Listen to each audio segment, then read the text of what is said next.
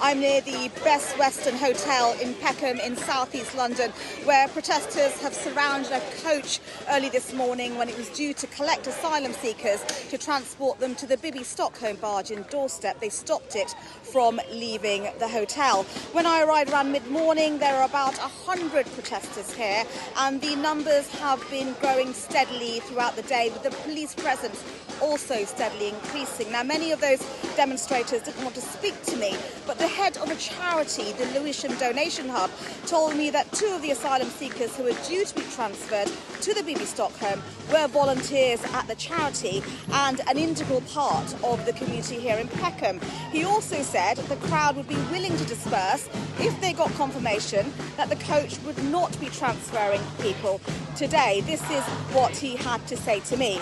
Of all the people that the Home Office could have chosen, they couldn't have chosen two more wonderful people that I feel more personally connected to. They genuinely feel like brothers. They have been through an enormous amount. Their mental trauma, their experiences in life, their age, everything that they've gone through means that they should not be going here. People are very, very frustrated about what's happened here.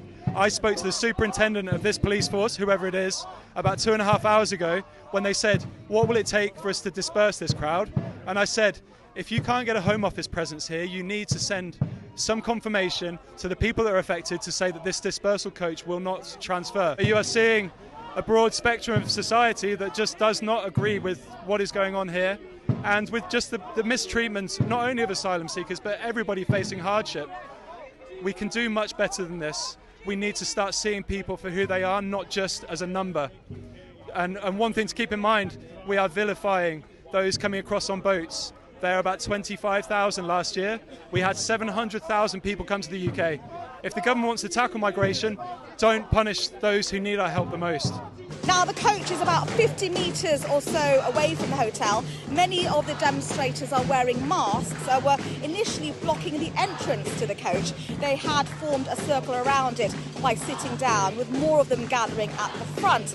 Some of the tyres of the coach have been slashed, and rental bikes have been wedged underneath the coach at both the front and the back.